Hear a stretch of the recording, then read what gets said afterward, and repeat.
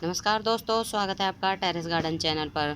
तो दोस्तों आज हम बातें करेंगे सेल्फ सीडलिंग से ग्रो हुए पिटूनिया के प्लांट के बारे में। तो ये प्लांट हमारा सेल्फ सीडलिंग से ग्रो हुआ है और ये इस बुद्धा प्लांटर में सेल्फ सीडलिंग से ही ग्रो हुआ है। वैसे तो ना इस बुद्धा प्लांटर में लास्ट ईयर डायंथस का प्लांट लगा हुआ था, लेकिन तेज़ गर्मी के कारण वो प्लांट ख़राब हो गया और फिर उसके बाद ये प्लांट पिटूनिया का सेल्फ सीडलिंग से ग्रो हो गया है।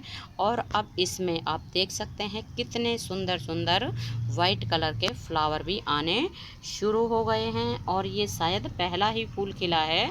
और कलियां भी आप देख सकते हैं कितनी सारी बनी हुई हैं इसमें, और प्लांटर पूरा भर चुका है बुद्धा प्लांटर, और काफ़ी बड़े साइज़ का है ये बुद्धा प्लांटर। ये नहीं है कि छोटा सा ही है। और वैसे भी है ना, ये प्लांट छोटे से पॉट में भी ग्रो हो जाता है और ये हैंगिंग बास्केट के लिए परफेक्ट प्लांट होता है। और दोस्तों वैसे तो पिटूनिया का प्लांट विंटर सीजन का प्लांट होता है, लेकिन ये वैरायटी ऐसी है कि ये पूरा साल ही हमारे गार्डन में बनी रहती है और फ्लावर भी पूरा साल ही देती रहती है। चाहे ज़्यादा गर्मी हो या फिर ज़्यादा ठंड हो, तो हर मौसम में ये प्लांट फ्लावर देता ही रहता है। वैसे तो जो हमारे हाइब्रिड पिटूनिया होते हैं तो वो भी कई बार गर्मियों में हमारे बच जाते हैं। तो इस बार तो हमारा एक भी जो हाइब्रिड पिटूनिया है वो एक भी नहीं बचा, लेकिन लास्ट ईयर हमारे 2 प्लांट हाइब्रिड पिटूनिया के बच गए थे। और ये जो है देसी पिटूनिया तो पूरा साल ही गार्डन में बना रहता है और फ्लावर भी बहुत सुंदर सुंदर देता है। और दोस्तों इस प्लांट को आप छोटे पॉट में भी लगा सकते हैं और हैंगिंग बास्केट में भी इसको लगा सकते हैं। और आप देख सकते हैं ये प्लांट हमारा इस प्लांटर में सेल्फ सीडलिंग से ग्रो हुआ है और बहुत ही सुंदर सुंदर इसमें फ्लावर भी आ रहे हैं।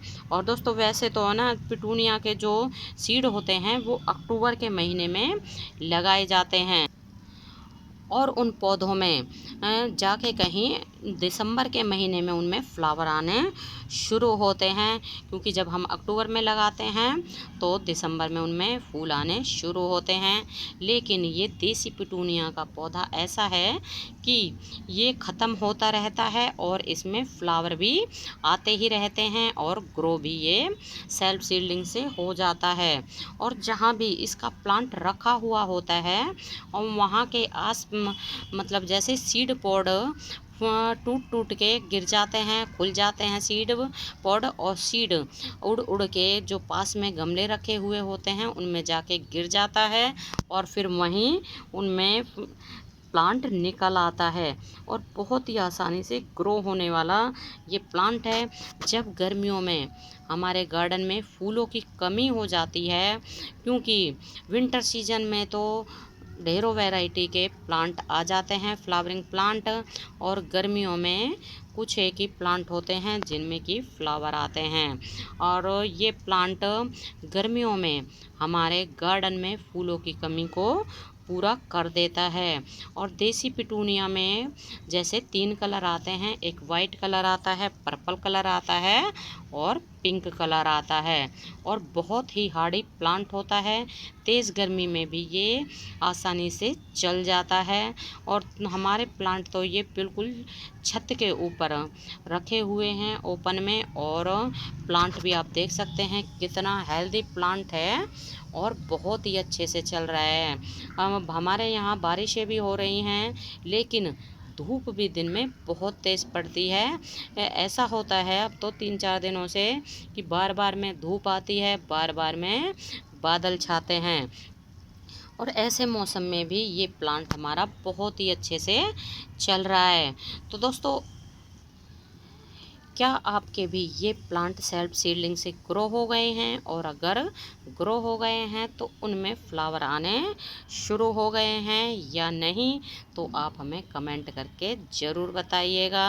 और दोस्तों इनके फ्लावर है ना, जैसे एक बार खिलने के बाद में कम से कम 2 दिन तक तो चलते ही हैं, और जब ज़्यादा गर्मी पड़ती है तो 1 दिन में ही ये फ्लावर खिल जाते हैं। और ये फ्लावर शाम के टाइम भी खिले रहते हैं, क्योंकि कुछ ऐसे फ्लावर होते हैं कि वो सुबह खिलते हैं और शाम तक वो मुरझा जाते हैं, लेकिन ये फूल रात तक खिले रहते हैं। तो इस वक्त करीब शाम के 7 बजे हुए हैं, और अब भी आप देख सकते हैं कितने सुंदर ये पिटूनिया के फ्लावर खिले हुए हैं। तो दोस्तों, इस प्लांट को आप एक बार लगाएं, दोबारा इस प्लांट को लगाने की ज़रूरत नहीं पड़ती है, क्योंकि इसके सीड ही इतने हो जाते हैं और जो कि सेल्फ सीडलिंग से ग्रो हो जाते हैं, और हमारे गार्डन में ढेरों प्लांट भी बन जाते हैं। तो दोस्तों, अभी के लिए बस इतना ही, फिर मिलते हैं। नमस्ते जी, धन्यवाद।